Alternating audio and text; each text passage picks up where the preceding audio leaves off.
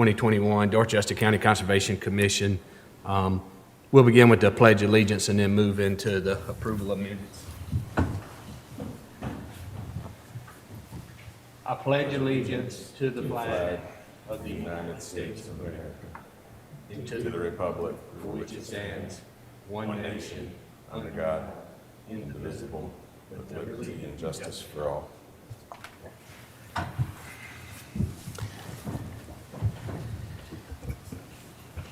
Okay, everyone in front of them should have the meeting minutes from our last meeting. I don't know if anybody's had time to review over them or have any changes that need to be made.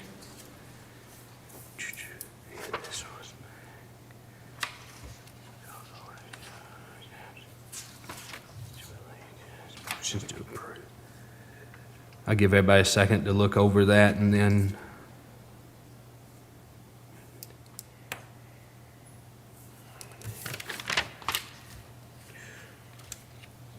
if there are no changes or revisions, I'll take a motion to approve. So move. Got a second? Second. Second. Mr. Barton, Mr. Howard, first and second. Any discussion? All in favor? Aye. Aye. Any opposed? And one abstention. One abstention. Thank you. Public comments. I don't think we have any public comments. I wanted to kind of move into the introduction of new commissioners, just kind of tell you where we stand. We had two individuals over the last several months that have submitted their resignation. One was Mr. Bobby McKinnon, and then the other one was Matt Baltman. He had taken another, sitting on another committee and didn't have time. So we had two applicants that had shown interest, and we reviewed those applicants and passed that along to county council, and both of them were supposed to have been on the agenda at the last council meeting. Joel Wells' name's actually got on there, and unfortunately John Thermos, who's asked to come as a guest today, inadvertently got left off of that agenda.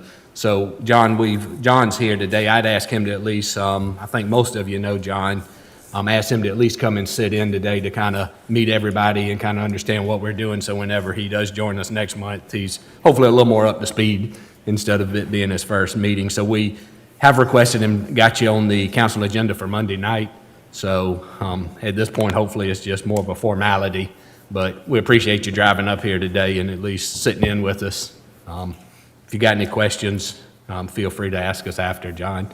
But Joel Wells, he was recommended to sit on the commission. Also, I wanted to give just Joel, I had his bio in front of me, but I forgot to bring it with me. But Joel, if you just want to take a minute, just kind of introduce yourself to the committee and just Joel, kind of. I hate to make you keep playing musical chairs, but if you slide down one, that where you're sitting doesn't have a mic, so everybody will be able to hear you on the YouTube. Yeah, so thank you, Derek. As he mentioned, my name is Joel Wells. First and foremost, I'd like to say it's an honor to be selected to be on this panel and this committee, and I'm looking forward to hopefully serving the community in a manner that's aligned with the things that I'm passionate about. Just going back a little bit, I was born and raised here in the Low Country, Charleston, South Carolina native. Grew up in Holly Hill, in the Holly Hill area, just over across the interstate there. And I graduated from the Citadel in 2000, civil engineering degree, and went on to business school. I got an international MBA from the University of South Carolina in 2002, and moved around a little bit after that. I spent some time in South Africa and came back to the United States and spent some time in North Carolina, and then moved out to San Antonio, Texas, and ended up coming back here to South Carolina in 2006. I've been here working for Norfolk Southern at Brosnan Forest since then, and conservation and preservation has been a big focus for us. Josh Ragland as well, he and I have worked hand in hand in moving forward a lot of conservation initiatives there. And so that's something that I'm very passionate about, as I mentioned earlier, and I'm hoping to be able to apply some of the things that I've learned there to better serve the people of Dorchester County. Yeah, I appreciate that, Joel. We appreciate you showing interest in joining. And Joel did bring up Josh's name. I also want to put out there too that Josh has accepted another position with Norfolk Southern and is in the process of transitioning to moving to Georgia. So Josh's position on the board will become open too. I know there are several people that have reached out to Eric and I about interest, but I don't think we've actually received any additional applications yet.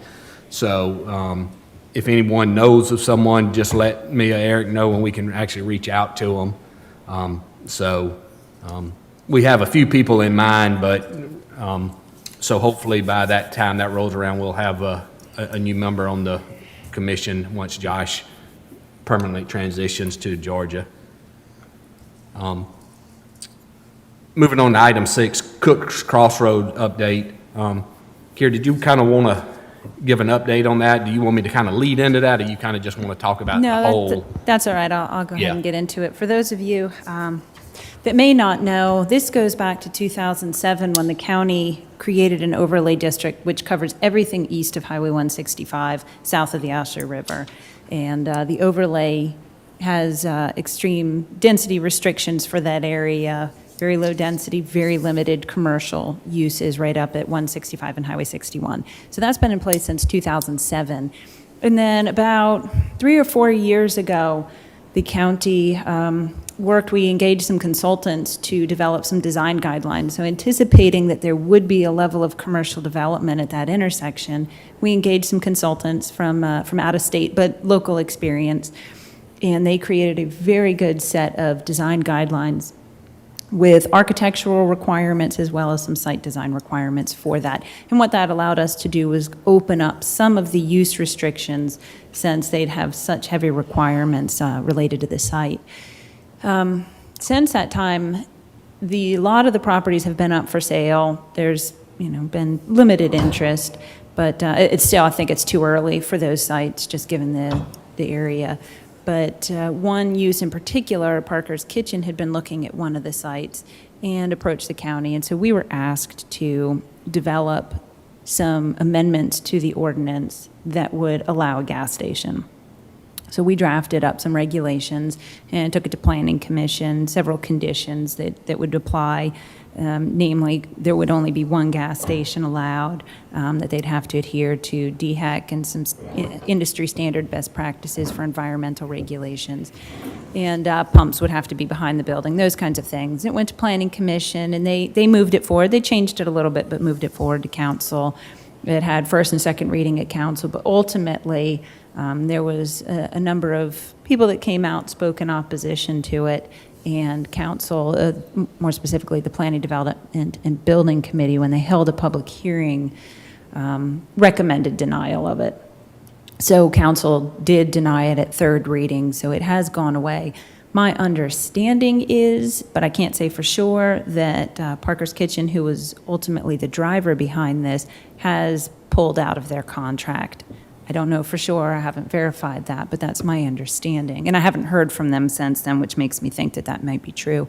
So as of this time, there is no push to proceed with this amendment. Council has denied the amendment, so we're just back to where we were with our original design guidelines and intents for the area. But I know some people still, were interested in knowing what was going on and being prepared in the future in case this text amendment did come back, so. And Kiera, you will, if something happens, another request comes in for something similar to that in this area, you'll let everybody know. Yeah, absolutely. If it does come back up, I really don't expect that it will, but if it does come back up, we'll make sure that we mention it to you all. At the same time, it goes to Planning Commission, so, yeah. Yeah, Mr. Bergman, I know George McDaniels has reached out to you and me a little bit on some of this. And I know he was going through some of this, and with the ruling by planning, it kind of, his interest didn't stop, but I know he wanted to be here before that to present to us. Did you have anything you wanted to add with any of your conversations with George about this, or has Kiera kind of summed it up? Turned out the way it did. Okay. Yeah. So that's kind of how this came about on the agenda today. George McDaniels reached out to Mr. Brigman, and then with everything that transpired from when we originally talked to him till today, Once the permit was kind of denied, I think his Yeah. need to come in front of us no longer existed. So- Right, right. I know he's still concerned in case it does come back up, but we'll make sure we notify everybody if it does. Okay. Yeah. Okay. Anybody have any other questions for Kira? Thank you.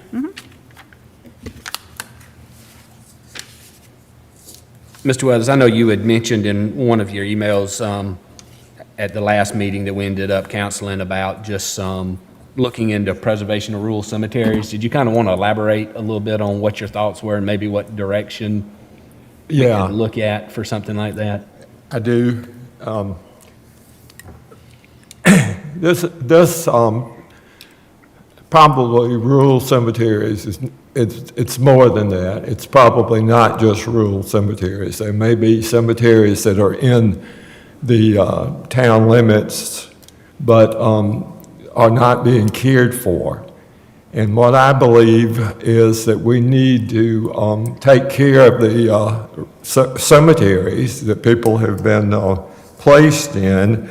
And the reason for that, or not the reason for that, but one of the reasons I feel that way is for a number of years I've tried to maintain two cemeteries, in one being off of Shortcut Road between Woodland High School and Harleyville, and the other being off of Highway 15 on the lands of English Piercy. One set of my great-grandparents are buried there, along with a number of other people, but one of the burial sites contains David Gavin of Gavin Diary fame. If you haven't read his diary, it's available, and it tells about the life of in Dorchester County in the mid-1800s to the upper 1800s, sort of. But anyway, he's an historic figure, but yet if I hadn't maintained that cemetery for the last 20 years, and before that somebody else reclaimed the cemetery, his grave would have been lost by now. The other one is the Bird Cemetery. It's on my property off of Shortcut Road, and there is a second cemetery nearby, which is a black cemetery, which is completely overgrown. The other one who's partially maintained by some other people, but recently they have not done anything, so I've tried to hold on to that.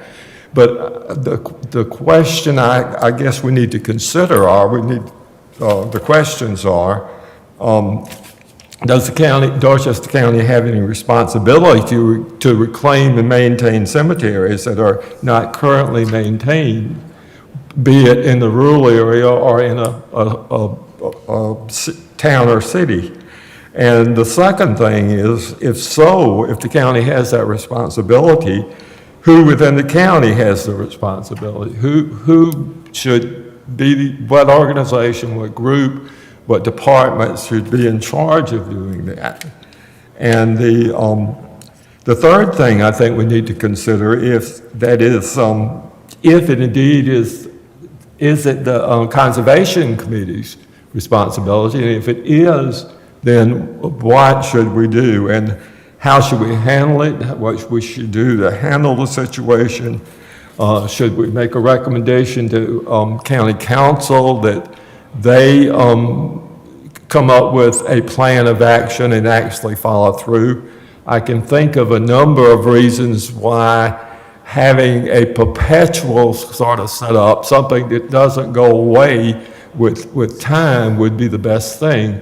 And it's also, to me, seems to fit into the responsibility of the county.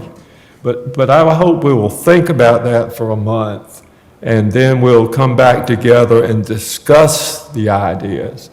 If indeed we feel like it's important, then how should we handle it? If it's not important, then we just let the cemeteries go. So I'd ask you to consider that, and can we talk about it again, Derek, next time? Yes, sir. Okay. Yeah. And finally, I want to welcome Joel to the commission. Thank you, sir. Nice to have you.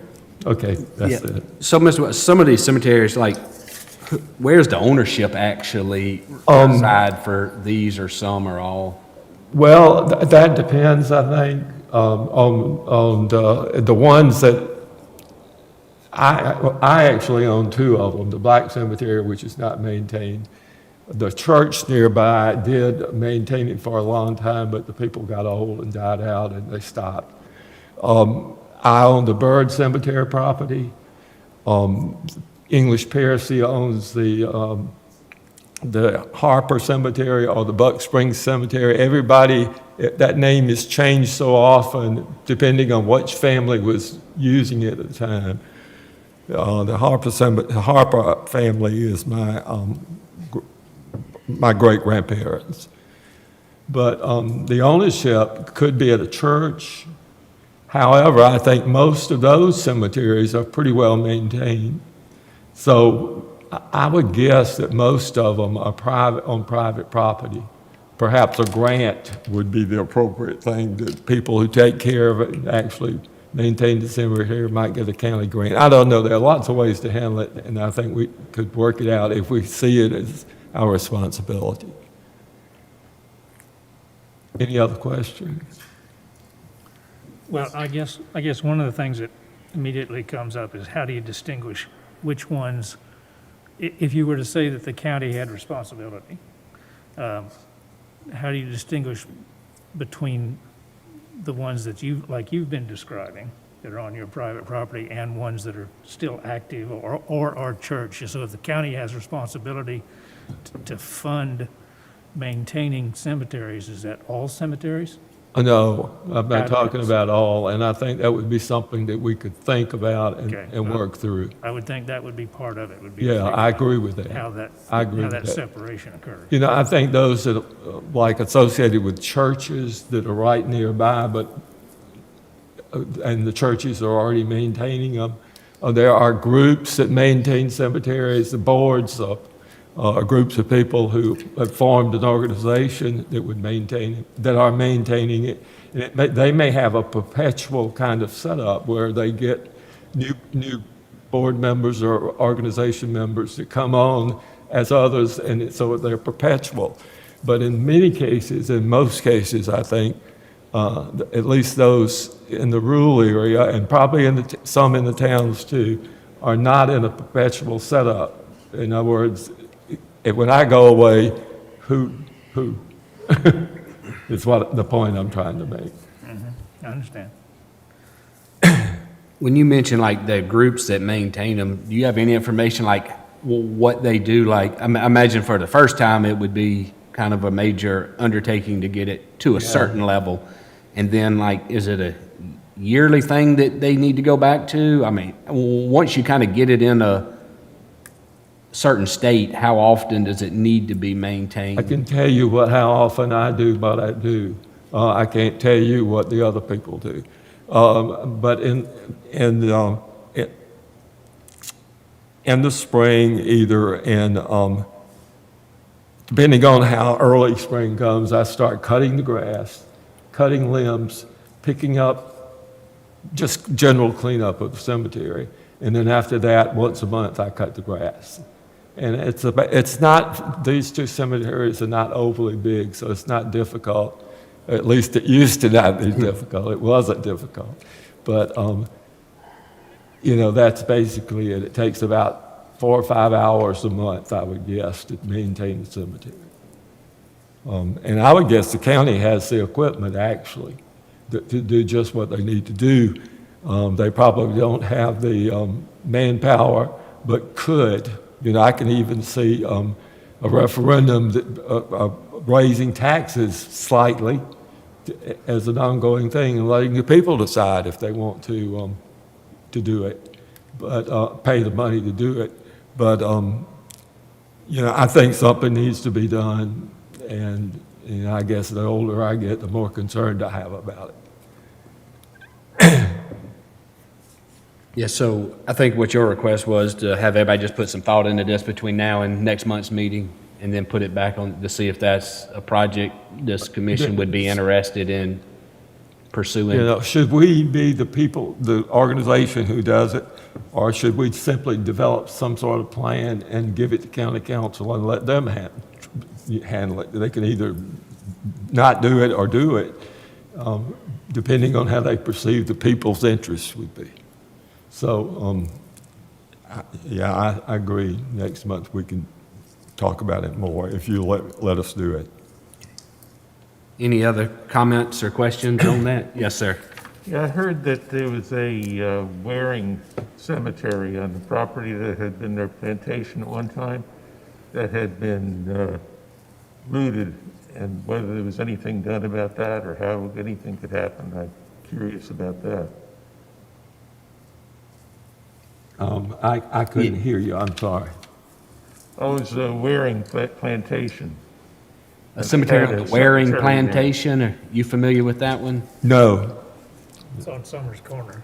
On Summers Corner? Yeah. I don't know anything about that one.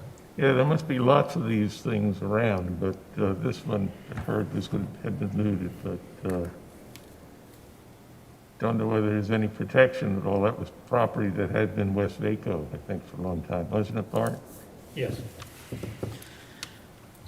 Because I thought it was pretty surprising when you saw the funeral property, they had locked the longleaf pine, no, not the longleaf pines, but the live oaks to bring the branches in so they could put pine trees around it, but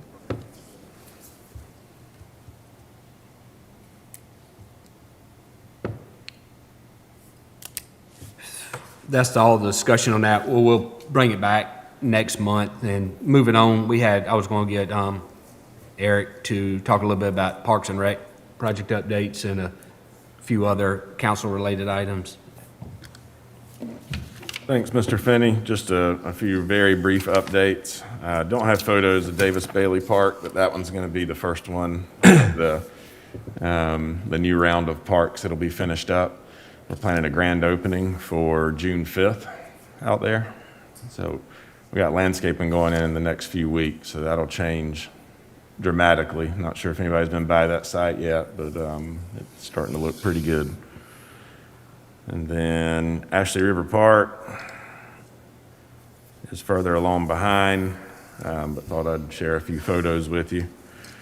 This is the footprint of the property right here down on the bottom right. You'll see Bacon's Bridge and the Ashley River heading off to the southeast. It kind of goes around the property to the right and then comes back in down there way behind the pond.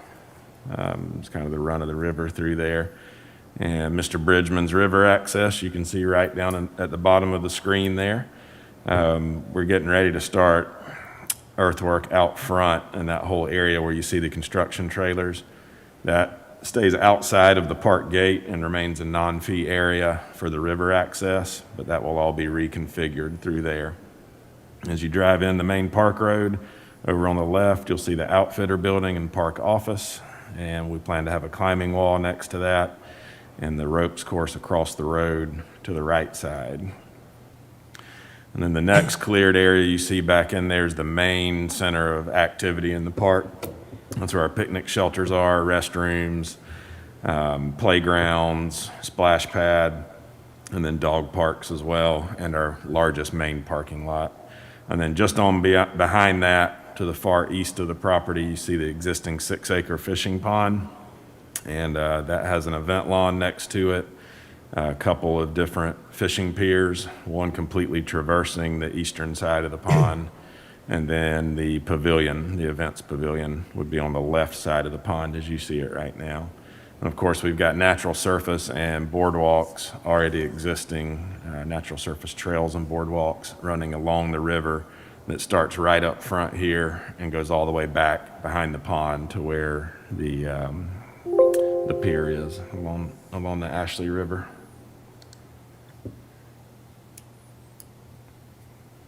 It's just a photo of our park building. This is kind of unique. This is our spray fountain or splash pad. It'll have jets based along, all at grade, right in the surface that'll shoot up in different sequences.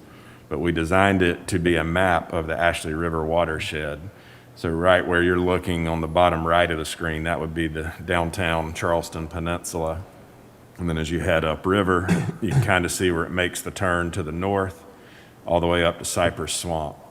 And we've got a map legend and about 20 different points of interest labeled on that map, so you can go to the legend and find out what you're looking at. So there's a "You Are Here" point at Ashley River Park, and then all the nearby municipalities, historical sites, things like that are called out. So just thought that would be a really cool educational tool, in addition to a way for the kids to get wet, cool off in the summertime. And this is the trusses starting to go up on the pavilion building next to the pond. And this is the shorter of our two fishing piers. Call this one the Western Pier.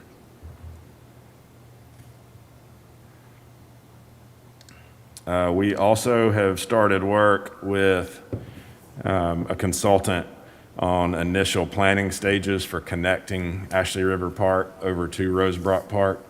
They're going to come back with a couple different options, a couple different master planning options after doing geotech and wetlands work and talking with regulatory authorities to see how we can make those connections possible.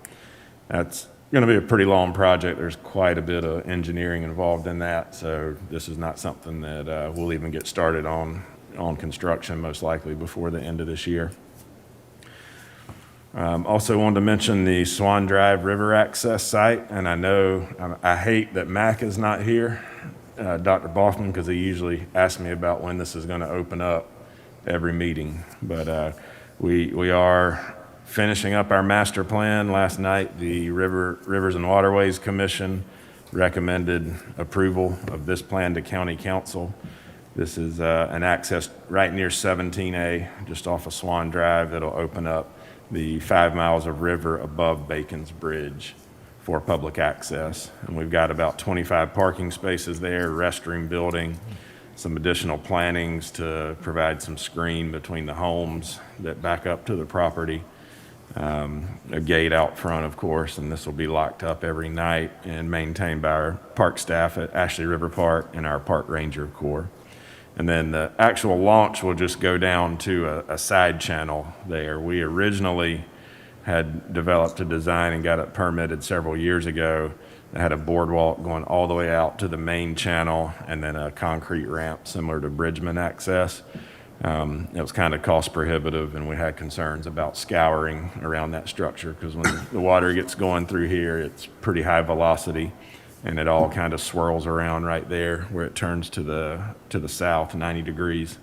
So our current plan is just to get people down into that first channel, and if the water's up, you can launch right there. If it's down really low, you probably don't want to go down the river anyway at that point, but you are able to go ahead and carry your boat out on the Cooper Marl, nice hard surface, until you get to the water and launch it at that point. Beyond that, I think I'd mentioned the Wire Road track from Audubon. Council did grant approval for us to go ahead and purchase that. It's 125 acres of the old Stevens track. We're still working. We just finished a survey and we're working on sale terms and also working out an agreement with Audubon for public access to the remaining 400 plus acres out there. It'd be low impact access, just trails, nature viewing, biking, fishing, and paddling. And their property does border the Edisto River for about a mile of river frontage. And counting the 2 ponds that we'll buy, there's a total of 6 ponds, I believe, out there. They're all old sand mining pits. So this fills a really big need for us in Dorchester County as far as bank fishing and just public fishing goes. There's not a whole lot of places you can go stand on a bank and throw a line in the water or go launch your kayak other than the rivers. So we're really excited about moving the ball forward on that, and we're going to plan a day use area as well as a campground at some point in the future for this site. Lastly, the Pine Trace Master Plan was approved by County Council. Let me pull that up for you real quick.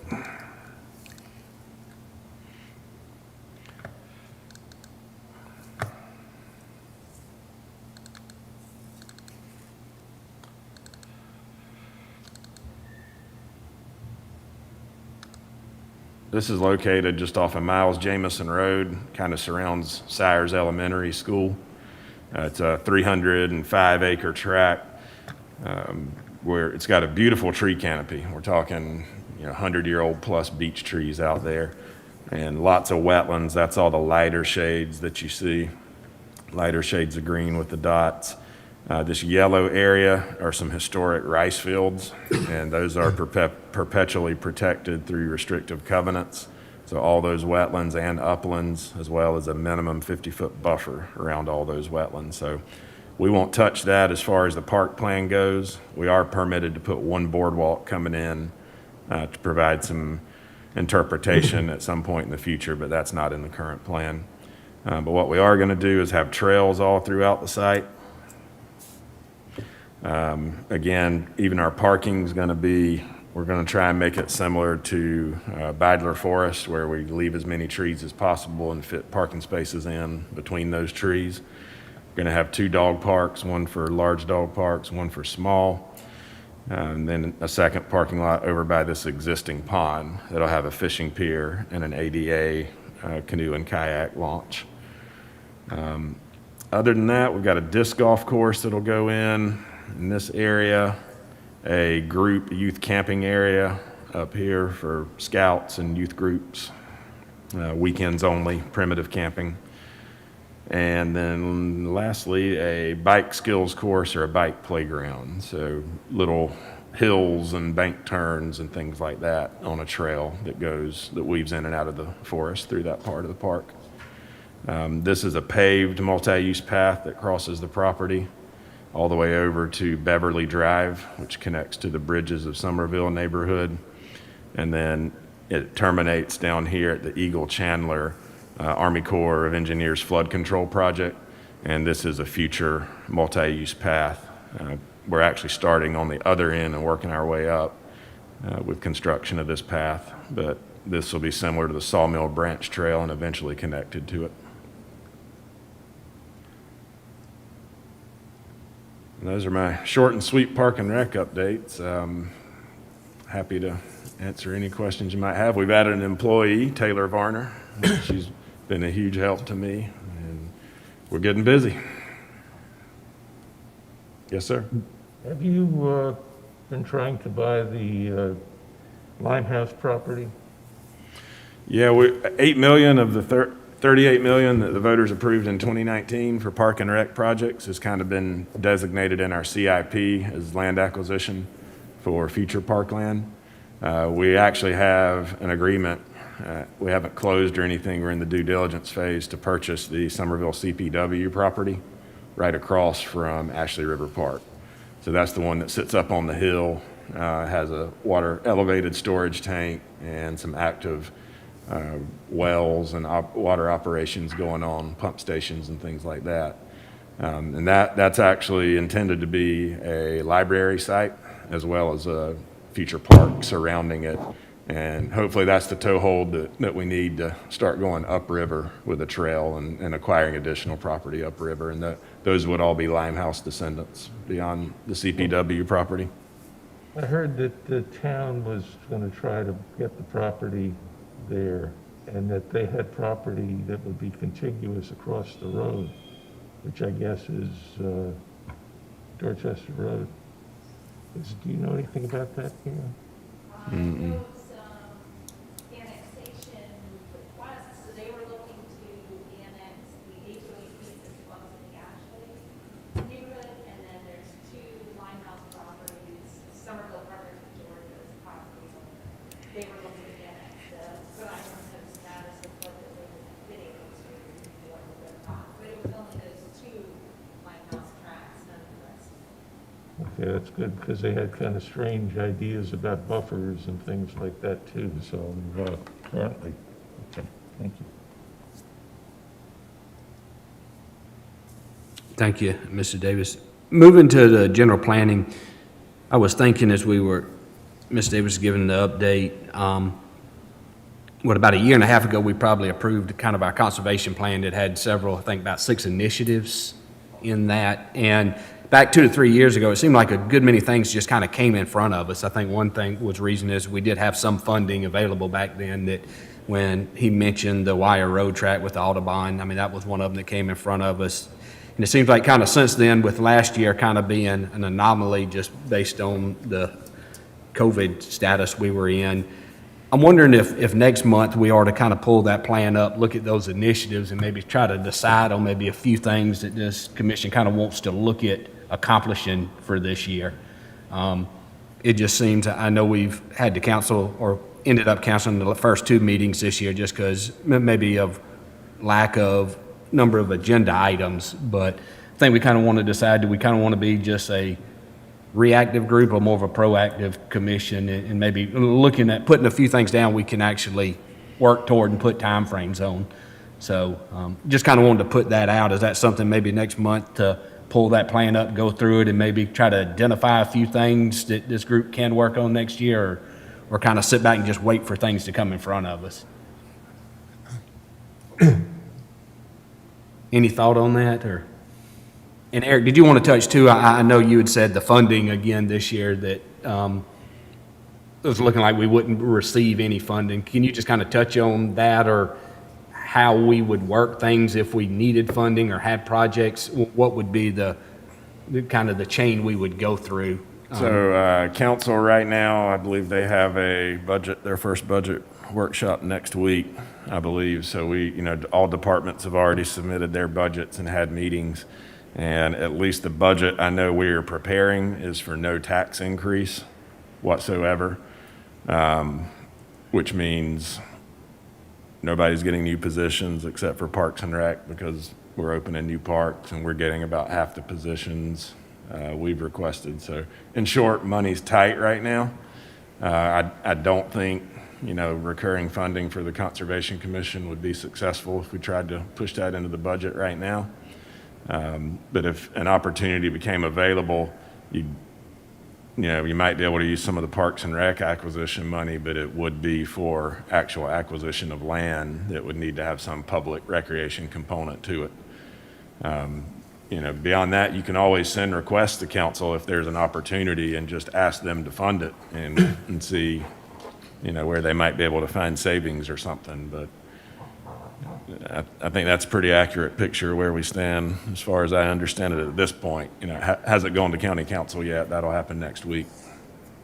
Yeah, I mean, I was kind of my understanding too, but I just kind of wanted to let everyone kind of know where that stood. Mm-hmm. And I mean, and not to put any pressure on our new commissioners, Mr. Wells and Mr. Thermos, but I mean, I think they might bring some ideas to the table that we might hadn't have thought of either. And it might kind of be a good time to kind of just relook at that plan and see kind of from perspective from somebody just coming on. I know it's quick for y'all just to walk in 1 month and be asked to look at the plan and make suggestions, but. And did I put that on the website? Do you know if our conservation plan is I know on we there? talked about it. Okay, I'll make have to sure, look. remind me, and we'll make sure it's on there today. Yeah. So everybody has access to that. Eric, did I understand you right that you said in the proposed budget that's coming up to the county that they're trying to have no tax increase, but the only group that's getting any up is the Parks and Recreation, nobody else? Correct. We're most likely, we're probably the only group that's going to be receiving new positions. And that's because we're opening the 2 new parks, and we have 3 people right now. Okay, all right, that's what I thought I heard you say. Yeah. Eric, may I ask a question? Derek, are we looking into grants? The federal government is being very free with money right now. And I also know that the Heritage Corridor seems to be headed for a situation where money might be more available than they've had in the last few years. So are we checking By we, you mean for me? grants? You mean me? Yeah. No, I'm not. Not for the Conservation Commission. Okay. Well, I'm just wondering if we shouldn't look for possibilities. I don't know. Yeah, I'll be happy to, if you put something in front of us, I'll be happy to work with you on it, but I can't search for grants right now with everything else I have going on. Okay, well, I don't know either, but I just feel like there may be some possibilities.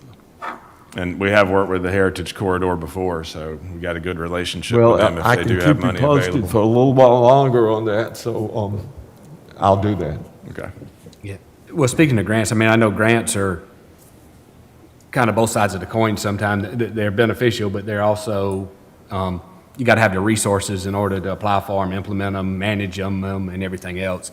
But Eric, I mean, since it was brought up, does the county have any type of individual that is specifically job is for, look for grants, apply for grants? We have a grants coordinator, but they're not really looking for grants for all the various departments. Usually it's that department comes to her and says, we're going after this grant, and she assists with it and tracks it and makes sure we're following all the rules.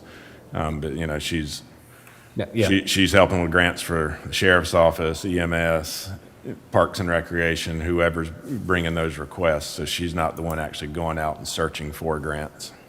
And on top of that, is she more of a compliance for that grant, or is she actually a grant writer that can assist with the writing of those grants too? I think she's done some like block grants type stuff in the past, but I don't think she's doing much writing.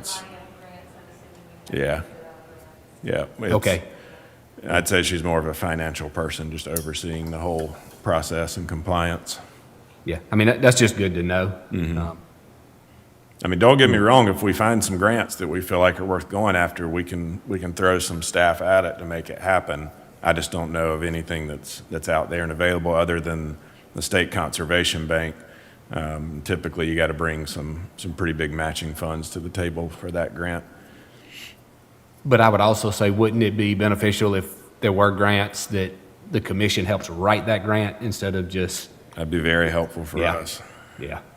Y'all can assist, but we probably don't need to look at the county writing the grant for us if we find it. We probably need to provide a lot of that legwork and I background. think we could definitely help. It's, once you identify it, we can kind of see what the requirements are. Okay. The things that usually bog us down are, you want to collect letters of recommendation and all of that stuff. But as far as just packaging it all up and maybe writing a little bit of the narrative for the project, we can certainly help with that. Photos are needed a lot of the time, so any of those type things that you all could help with would make it a whole lot easier on our staff. Any more on that particular topic before we keep expanding? So kind of right now, would y'all be open to kind of re-looking at that plan next month and kind of maybe just resetting and just seeing what we want to do? I think we should look at it, and I think we should decide what we're gonna do. I like your question about whether we're just gonna be reactive or whether we're gonna do something about it. Okay. If we're gonna do something about it, how's that gonna happen? Sounds like we don't have a good way to do that, Okay. unless the members of this board do it themselves. Okay. Yeah, I mean, I think one thing is just kind of knowing what resources the county has and what we could rely on them or what the board itself needs to, if we recommend that, does the weight fall on us to make it happen, or can you pass it along? So, yeah, I mean, I think those are several points we'll bring up next month. And I think a lot of our successful projects in the past have been with partner organizations. It seems like, we worked with Low Country Land Trust and Ducks Unlimited on the previous easements and all that. So just maintaining those relationships, I think, is big, just because they're already operating in the county and looking for projects. So if it's something that we can step in and maybe apply for a grant that they don't have access to, or some state money or something like that, I think it's more likely to have a successful outcome than just a county-led, we're going to do this on our own. The one other thing I had under general planning was, since Mr. Baltman stepped down, he was actually the vice chair of the commission, so we'll need to appoint and vote on another vice chair. We can, I guess, table that till next month to let y'all think about it. If anyone is interested, at least reach out to Eric or myself and let me know between now and next month. Or if it comes to it, whoever's not here might become the vice chair. next month. When's the next meeting? But yeah, unless y'all ready to move on that today, we can just carry that over and do that next month too. If we got somebody that wants to raise their hand today, that's great. If not, we'll talk about it next month. Any other thing anybody wants to bring up under general planning for today? Nope, You good? I'm good. Good. Move, we adjourn. Okay, I got a motion to adjourn. Second. Second. All in favor? Aye. None opposed. Thank y'all.